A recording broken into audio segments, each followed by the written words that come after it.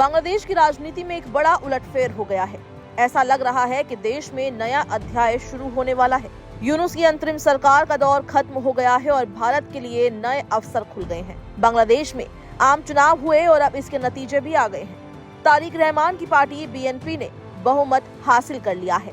खालिदा जिया के बेटे तारिक रहमान के प्रधानमंत्री बनने की राह अब लगभग तय है। यूनुस का दौर खत्म होने का मतलब ये भी है कि चीन का बढ़ता प्रभाव अब बांग्लादेश में सीमित होगा।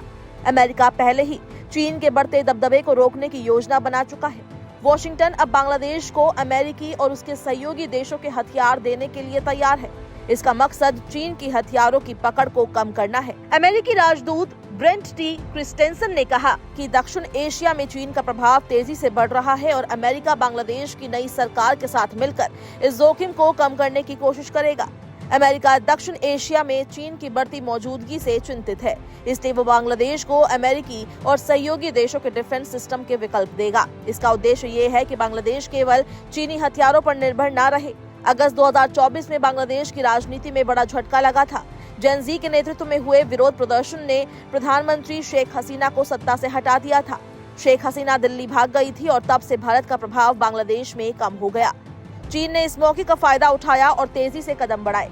हाल ही में चीन ने बांग्लादेश के साथ रक्षा समझौता किया और भारत बॉर्डर के पास ड्रोन फैक्ट्री बनाने का प्लान तैयार किया। इसके अलावा बांग्लादेश पाकिस्तान से JF-17 थंडर फाइटर जेट खरीदने की बातचीत भी कर रहा है। ये सब चीन की सैन्य साझेदारी को मजबूत करने की दिशा में है। अमेरिकी राजदूत ने कहा कि अमेरिका बांग्लादेश को उसके सैन्य जरूरतों के लिए विकल्प देना चाहता है। इसमें अमेरिकी और सहयोगी देशों के हथियार शामिल होंगे। इसका मकसद ये है कि बांग्लादेश केवल चीन पर निर्भर न रहे। उन्होंने साफ किया कि अमेरिकी या सहयोगी देशों के सिस्टम ज्यादा भरोसेमंद और सुरक्षित होंगे। वहीं भारत के लिए ये स्थिति अच्छी खबर है। बांग्लादेश में चीन का प्रभाव सीमित होगा और अगर बांग्लादेश अमेरिकी हथियार चुनता है तो चीन पाकिस्तान का गठजोड़ कमजोर हो जाएगा। इससे भारत की सीमा सुरक्षा भी मजबूत होगी। अमेरिका इस क्षेत्र में स्थिरता बनाए रखना चाहता है। अमेरिकी राष्ट्रपति डोनाल्ड ट्रंप की सरकार चाहती है कि भारत और बांग्लादेश के बीच दोस्ताना संबंध बने। शेख हसीना के भागने के बाद दिल्ली ढाका के रिश्ते प्रभावित हुए थे। वीजा सेवाएं, व्यापार और सांस्कृतिक आदान प्रदान ठंडे पड़ गए थे। अमेरिका का मानना है कि नई सरकार के साथ दोस्ती बढ़ने से दक्षिण एशिया में स्थिरता बनी रहेगी। अमेरिका बांग्लादेश में निवेश और व्यापार को प्राथमिकता दे रहा है। कई अमेरिकी कंपनियां बांग्लादेश में निवेश करने की योजना बना रही है। नई सरकार को निवेशकों के लिए साफ और तेजी से संकेत देने होंगे। अंतरिम सरकार के साथ जो प्रगति हुई उसे नई सरकार के साथ आगे बढ़ाया जाएगा। अमेरिका चाहता है कि बांग्लादेश निवेशकों के लिए आसान माहौल बनाए, जिससे रोजगार बढ़ेगा और अर्थव्यवस्था मजबूत होगी। अमेरिका ने यह भरोसा दिया है कि वो रोहिंग्या शरणार्थियों की मदद जारी रखेगा।